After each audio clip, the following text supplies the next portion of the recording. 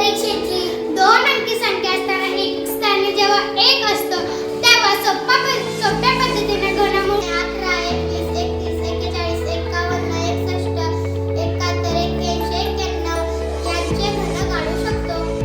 आज मी तुम्हाला 71 चा सोप्या पद्धतीने घन काढणार आहे. घन काढणं म्हणजे एकच संख्येचा 3 वेळा गुणाकार. हे काढताना आपल्याला 10 पर्यंत घन पाठ पाहिजे. 1 चा घन 1 आहे.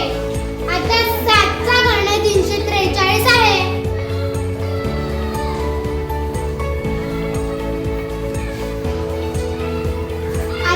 मग आता 7 चा वर्ग आपल्याला लिहून 1 ला गुणायचा आहे आणि नंतर 1 चा वर्ग काढून 7 ला गुणायचा आहे.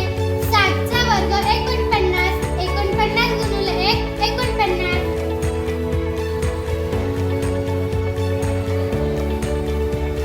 1 चा वर्ग 1